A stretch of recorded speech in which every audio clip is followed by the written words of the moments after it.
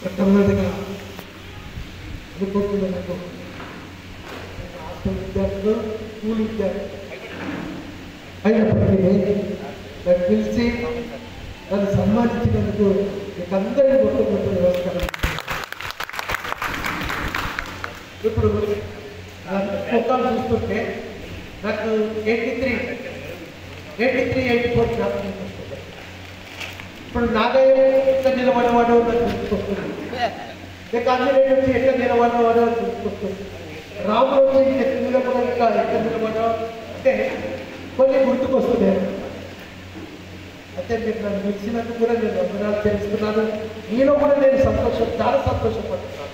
మీరు అందరికీ కొంచెం నాకు ఆశ ఉండే మా 1976 బ్యాచ్ నా బ్యాచ్ వాళ్ళు అందరు బ్యాచ్ వాళ్ళు జరుపుకుంటున్నారు. నా బ్యాచ్ వాళ్ళు ఎందుకు ఈ పూర్వ విద్యార్థుల సమ్మేళనం లేరు అనుకునేవాళ్ళు. కానీ నేను జరిగిన దగ్గర టేక్మా అక్కడ ఎవరైనా ఉంటే నేను వీళ్ళలాగా ప్రోత్సహించేవాడిని దూరం కాబట్టి నేను ఎవరి దగ్గర పోలేదు. అయినప్పటికీ నేను కూడా మీరు ఒక స్టూడెంట్గా ఫీల్ అవుతున్నాను. చాలా సంతోషము, నాకు ఎంతో ఆనందంగా ఉన్నది. మరి కొంతమంది కొన్ని విషయాలు చెప్పారు. లాలప్ప గారు కొన్ని మాట్లాడారు. ఏం మాట్లాడారంటే ఏదైనా ఉంటే చెప్పుకోవాలి, ఒకరికొకరు మాట్లాడుకోవాలి. కరెక్టే. ఎవరన్నా బాధలో ఉన్నప్పుడు ఆయన పోయి ఒక్క మాట ఆ మనిషిని కనిపిస్తుంది. ఆయన ఇక్కడ ఈరోజు రేపు ఏముందంటే కొన్ని కుటుంబాలలో ఇంకా కష్టాలే ఉంటాయి, కొడుకులతో కష్టాలు ఉంటాయి. భార్య సరిగా అర్థం చేసుకోండి, భర్త సరిగా అర్థం చేసుకోండి, పిల్లలు సరిగా అర్థం చేసుకోండి. ఆయన ఏం నిర్ణయించుకుంటాడు, ఏదో ఒకటి. కాబట్టి ఏంటి అటువంటి వ్యక్తికి ఏం కావాలి, ఆదరణ మాట కావాలి, ఓదార్పు మాట కావాలి. ఆయన ఏం చేస్తాడు, ఆయన ట్రాక్ మరుగుతాడు.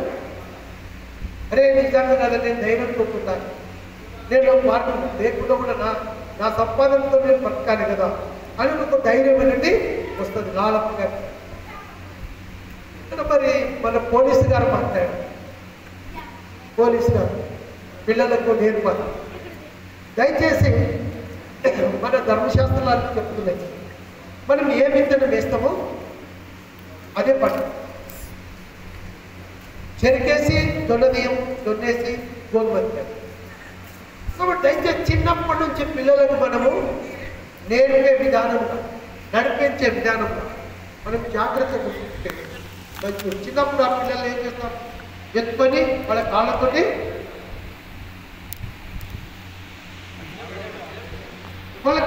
మనం పూర్తి మీద దండించుకుంటాం. కానీ ఒకవేళ వాడు మంచోడు కాకపోయినట్టయితే, సరైన విధంగా వెళ్ళలేదనుకో, మనం ముసలోళ్ళైన తర్వాత వాళ్ళే మన ముక్కు మీద పాడుతున్నారు. కాబట్టి అది జాగ్రత్త.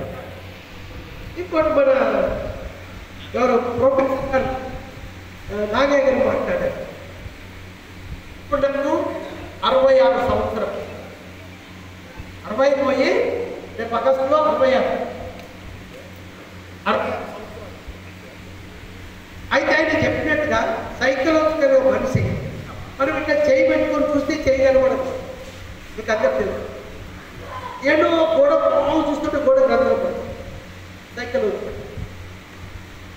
అదేవిధంగా మనం ఏది చూస్తామో అది నాకు అనుభవం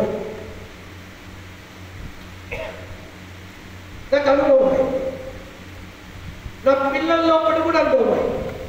నేను ఏం ఫోటోలు పెట్టానో ఆ ఫోటోల ప్రకారం నా పిల్లలు పోతారు. ఏం చూస్తామో అది. ఏమన్నాడు, నువ్వు 100 సంవత్సరాలు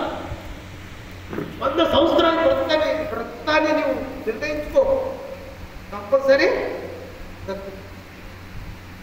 అది మనిషిని యొక్క విశ్వాసం, దృఢ విశ్వాసం అంతే. ఏం చూస్తాం ఇప్పుడు సైకలాజిస్ట్. నేను ఇక్కడ దిగ్వల్ల పిల్లలకు నేను అవగాహన సదస్సు పెట్టలేదు. ఆప్తరత్తలకు ప్రమోషన్ వచ్చిన తర్వాత ఎక్కడ పోయినా అవగాహన సదస్సు పెట్టాను. పిల్లలకు నేను చెప్పేవాడిని, 10th క్లాస్ వాళ్ళకు ఇయర్లీ వన్స్, మీరు ఒక పేపర్ తీసుకునేవాడు, వైట్ పేపర్ తీసుకునేవాడు. వైట్ పేపర్ తీసుకొని నీకు తెలుగులో ఎన్ని మార్కులు కావాలని అడిగేవాడు. 60 అంటే 60 80 అని రాసుకొని చెప్పేవాడు.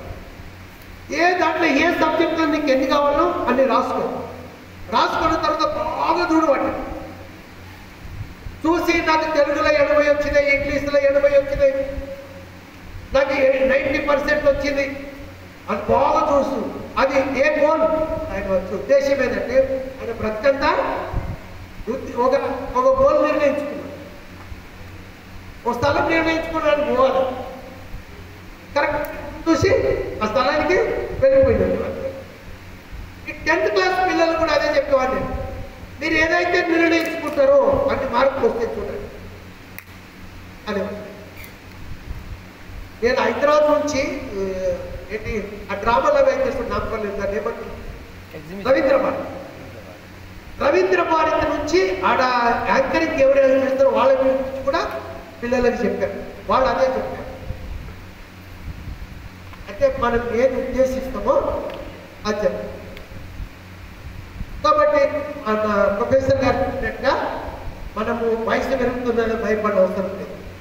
మనము ఏదంటే నేను 100 సంవత్సరాలు 120 సంవత్సరాలు బ్రతుకుతా అనేది ఒకటి పెట్టుకొని జీవించాలి. మిమ్మల్ని అందరూ చూస్తే నాకు కూడా చిన్నపిల్లలకి ఎట్లా ఇప్పుడు క్లాసులో ఉన్నప్పుడు ఏదో నెక్స్ట్ ఏం పెడుతున్నారు, ఒకరికోరు మీ పేరు ఇచ్చిపెట్టి ఏదో పేరు పెట్టుకుంటారు.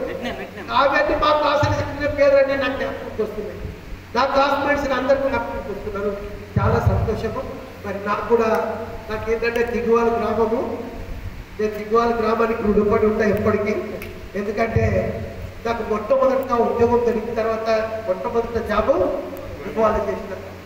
దిగువాల చేసిన తర్వాత నాకు ఏమన్నారంటే ఆఫీస్లో ఉన్నాడు, నాకు వార్డన్గా పోస్ట్ వచ్చింది, నువ్వు వార్డన్గా ఓపెన్గా కరెక్ట్గా ఆడ ఎంతమంది అయితే వార్డన్ చేస్తున్నారో అందరికీ దెబ్బలు కొట్టి పంపించేస్తున్నావు, నువ్వు ఉన్నావు ఇంత ఏం అన్నాడు.